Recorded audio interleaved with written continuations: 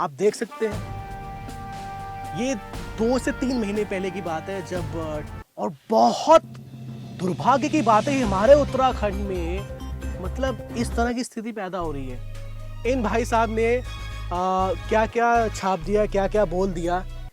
आज आपको मैं ज़्यादा वक़्त नहीं लूँगा और बस इतना कहना चाहूँगा कि आज मेरी बातें सुनकर आपको हँसी भी आएगी, आपको गुस्सा भी आएगा और कड़वी भी लगेगी मेरी बातें क्योंकि कहते हैं सच कड़वा होता है।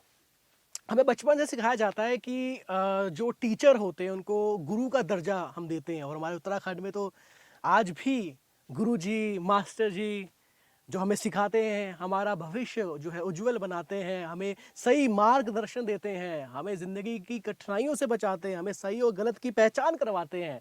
लेकिन उस टीचर का क्या जिसके साथ गलत हो? मुद्दे की बात करता हूँ। मुद्दा ये है कि पुरोला के जीआईसी स्कूल में एक टीचर है जो 10th क्लास के बच्चों को पढ़ाती है और उनकी ही जो है स्टूडेंट 10वीं क्लास में पढ़ने वाली, नाम नहीं लूँगा, 3-4 महीने के पहले की बात है कि अचानक से उस टीचर को अज्ञात पत्र मिलने शुरू हुए उस छात्र के द्वारा, जिसमें इस तरह की भाषाओं का इस्तेमाल किया गया। सोचने वाली बात है, इस तरह की भाषा का यूज करना मतलब आप समझ सकते हो कि किस तरह से कैसे सोचता होगा इंसान। वो भी बच्चों की मैं बात कर रहा हूं।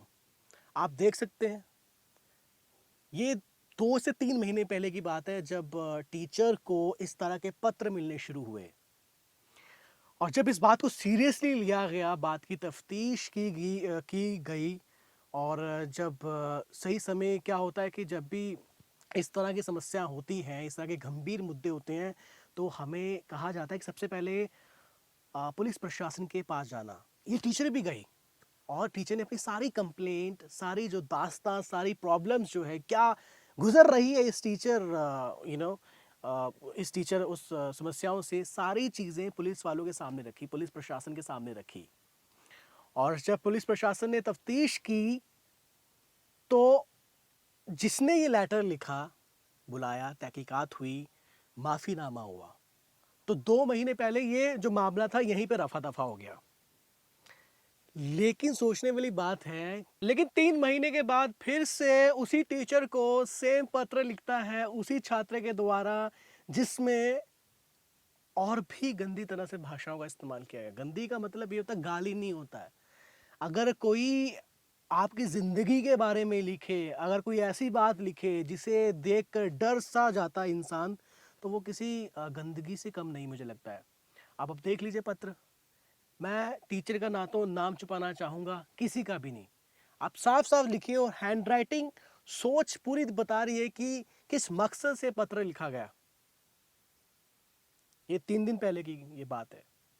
उसके बाद फिर से टीचर पुलिस प्रशासन के पास गई, चौकी गई, वहाँ फिर से कंप्लेंट लिखाई और प्रशासन के बाद एसडीएम के ऑफिस में भी गई, रिसीविंग लेटर सब मिला।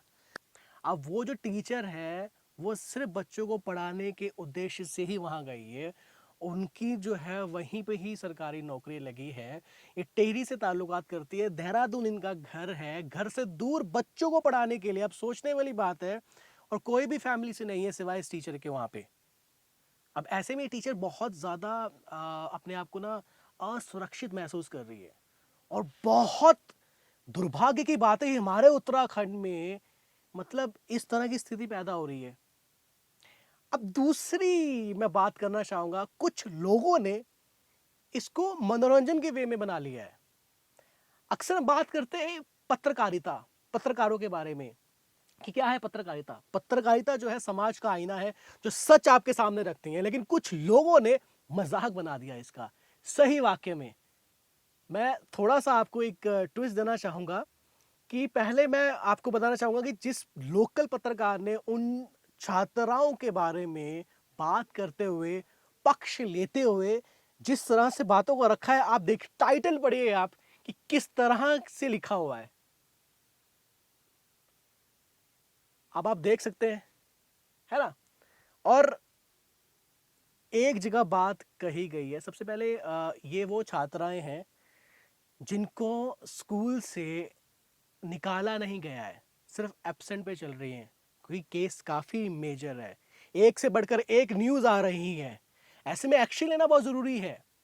गहराई, सच की गहराई तक जानना बड़ा ज़रूरी है। लेकिन उससे पहले ही इन भाई साहब ने क्या क्या छाप दिया, क्या क्या बोल दिया कि टीसी कट चुकी है, बच्चों को निकाल दिया गया है, भविष्य के बारे में किस तरह की, अगर आप इंटरव्यू देखिए ना, मैं सिर्फ ये कहना चाहूँगा कि जिसके पेरेंट्स को पता ही नहीं है कि बच्चों को स्कूल क्यों नहीं जा रहे हैं, बच्चों के साथ क्या हो रहा है, क्या घटनाएं हो रही हैं, किस किस तरह की बातें हो रही हैं, बच्चे क्या कर रहे हैं स्कूल में, कहाँ जा रहे हैं, मोबाइल फ़ोन का इस्तेमाल कर रहे हैं, पेरेंट्स को कुछ नहीं पता।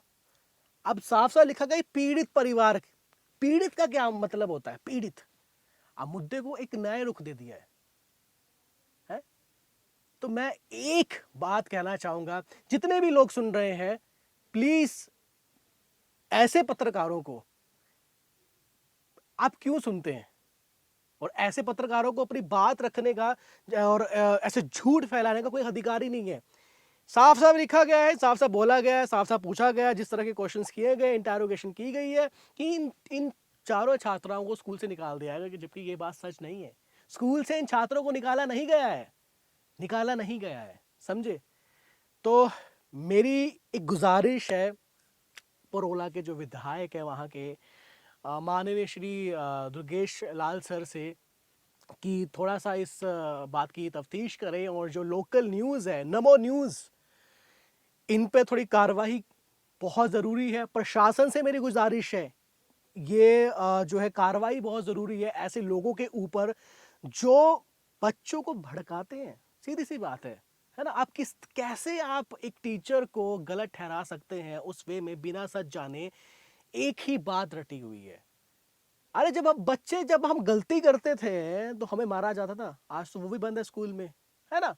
लेकिन इस तरह की बातें लिखी गई हैं कि मतलब वो टीचर नहीं मानो दुश्मन है, ठीक? और बहुत सारी भाषाओं का इस्तेमाल भी किया गया है। तो मेरी हमारे उत्तराखंड प्रशासन से, हमारे माननीय मुख्यमंत्री पुष्कर सिंह धामी जी से गुजारिश है कि इस मैटर को ज़रूर देखें, और जितने भी पुलिस विभाग के हैं, जितने भी लोग मुझे देख रहे हैं, इस मुद्दे को समझ रहे हैं, ज़रूर अपना पक्ष रखें, और इस वीडियो को ज़रूर उन लोगों तक पहुंचाएं जिनको पत्रकारिता का ए भी नहीं पता है। ऐसे लोगों के साथ क्या करना चाहिए जो गलत तरीके से गलत बातों को गलत वे में प्रेजेंट करते हैं, जिस वजह से सोसाइटी में एक गलत असर पड़ता है। सोचने वाली बात है, घर वालों को पता ही नहीं है।